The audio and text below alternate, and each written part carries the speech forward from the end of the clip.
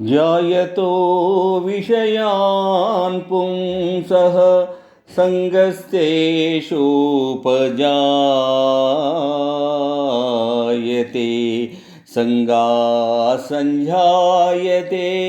కామః కామాక్రోధో విజాయతే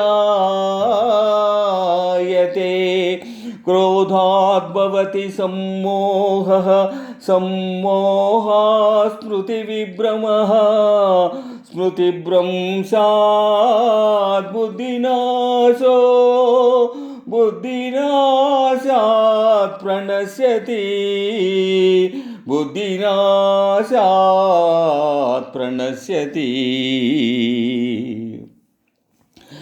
విషయవాంఛనను గూర్చి సదా మననము చేయువానికి వాని యందు అనురాగము అధికమై అది కామముగా మారి చివరికి క్రోధమగును.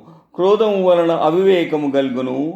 దీనివలన జ్ఞాపక శక్తి నశించి దాని ఫలితముగా మానవుడు బుద్ధిని కోల్పోయి చివరికి అధోగతి చెందును.